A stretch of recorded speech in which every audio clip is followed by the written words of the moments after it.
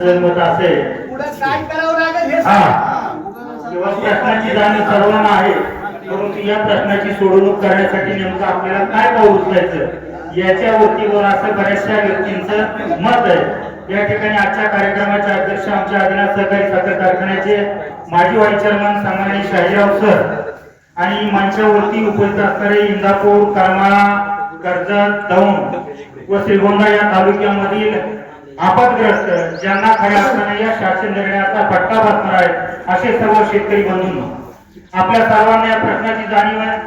आज आपण कोणत्या प्रश्नाच्या निमित्ताने उपस्थित आहोत याची सर्वांना कल्पना आहे। मूळ प्रश्न आहे की आपल्या संपादित झालेल्या जमिनी ज्या गाळपीर आहेत किंवा उजनी जलाशयासाठी संपादित केलेल्या आहेत त्या वरती कसण्याचा किंवा कुठल्याही प्रकारचा कार्यवाही करण्याचा अधिकार हिरावून घेतला जाणार आहे असा या जीआरचं तात्पर्य। मग याच्या विरोधामध्ये नेमकं आपण काय करायचं मित्र? या ठिकाणी प्रत्येक वक्ता सांगतो की आपल्याला आंदोलन केलं पाहिजे, आपल्याला रस्त्यावरती उतरलं पाहिजे, आपल्याला न्यायालयीन लढा उभारला पाहिजे। आता सांगताना देवकर साहेबांनी सांगितलं की सरकारमध्ये तर सर्वच जण आहेत।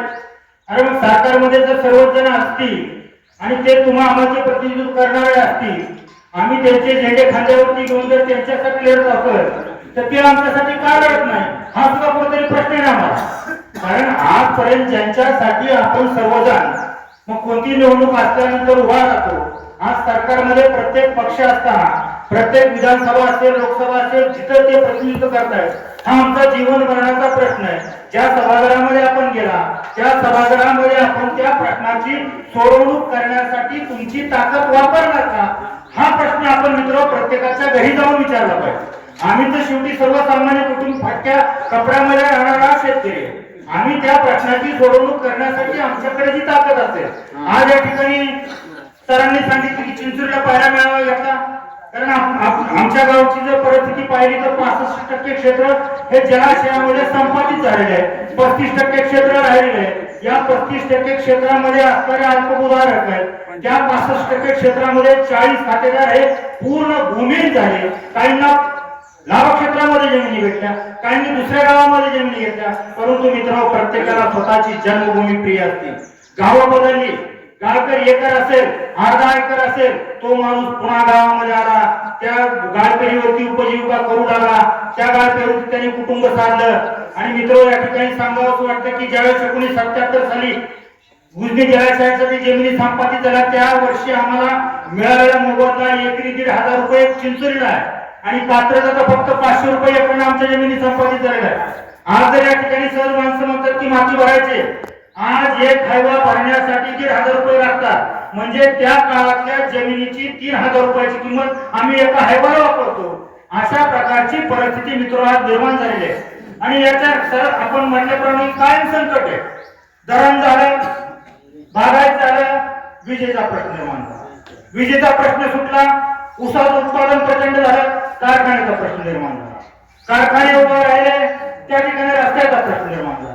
म्हणजे आमचं जर हे आयुष्य पाहिलं तर कायम संघर्षामध्ये, कायम प्रश्नाच्या सोडवणुकीमध्ये, मग आमच्या सर्वसामान्य माणसांच्या वेदना जाणणारे नेते या मातीमध्ये जन्माला येणार का नाही असाही प्रश्न कुठेतरी विचारावा असा वाटतो। मित्र आमदार असतील, खासदार असतील, या सर्वांना आमची कळकळीची विनंती आहे की तुम्ही तुमची ताकद वापरा। आम्ही ज्यावेळेस तुमच्या पाठीशी येतो त्यावेळेस आम्ही नक्की येणारच आहोत, आणि ज्यावेळेस आम्हाला त्या ठिकाणी प्रश्न सोडवण्यासाठी आमच्याकडे असणारी क्षमता आम्ही पूर्ण ताकदीने वापरू। आज जर आपण जर पाहिलं तर मोठा सामाजिक प्रश्न आहे। आज या ठिकाणी कितीतरी शेतकरी गाळ फेरीवरती जगतायत, आज ते भूमिहीन आहेत, त्यांना सातबारा उतारा नाही।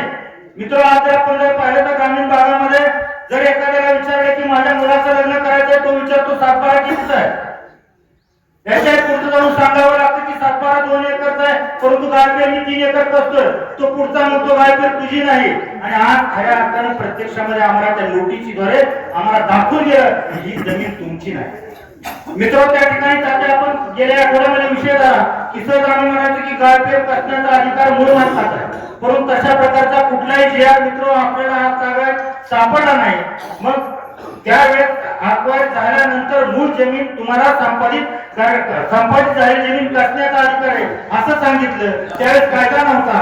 मग धरण आधी झालं, नंतर आमचं पुनर्वसन झालं। आज या ठिकाणी पुरंदरला विमानतळ चालू आहे, 1 कोटी रुपये शासनाने एकराला दर दिलेला आहे, ज्या ठिकाणी कुसाळे, ज्या ठिकाणी पिपल चालत नाही त्या ठिकाणचा आता रेट 1 कोटी रुपये आणि 10% परतावा.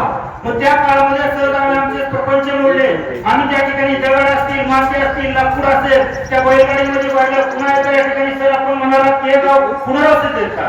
हेही गाव पुनर्वसित आहेत आणि या गावामध्ये पुन्हा आम्ही आमच्या ताकदीने प्रपंच उभा केले.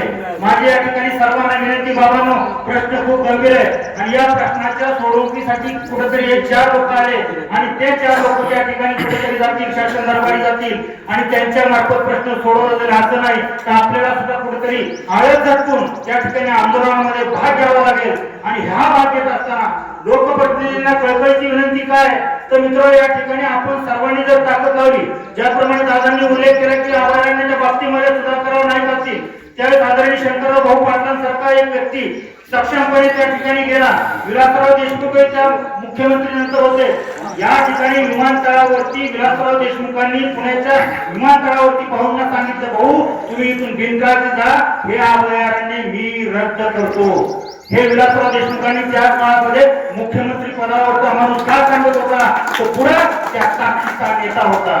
भाऊंसारखं ज्यांनी 52 सालापासून ते 80 पर्यंत विधानसभेमध्ये असेल, नंतर लोकसभेमध्ये असेल, ज्यांनी प्रतिनिधित्व केलं, ज्यांना नैतिक अधिष्ठान होतं, ज्यांना त्या ठिकाणी जन्मताची नस सापडली होती, असा जो माणूस लोकप्रतिनिधी पुढे मुख्यमंत्र्यापुढे गेला तर त्यांना सुद्धा 10 वेळा विचार करावा लागतो की हा माणूस कुणासाठी सांगतोय. आणि भाऊंनी सांगितल्यानंतर ते रद्द झालं. तशी पुन्हा एकदा मित्र, सर्व लोकप्रतिनिधींना माझी विनंती आणि आपण सर्वांनी, मग रस्त्यावरचं आंदोलन असेल, कायदेशीर आंदोलन असेल, आपण सर्वांनी यांना पाठिंबा, म्हणजे आपल्याला हे आपले प्रतिनिधित्व करतायत म्हणजे हे कुठेतरी जनजागृती करतायत.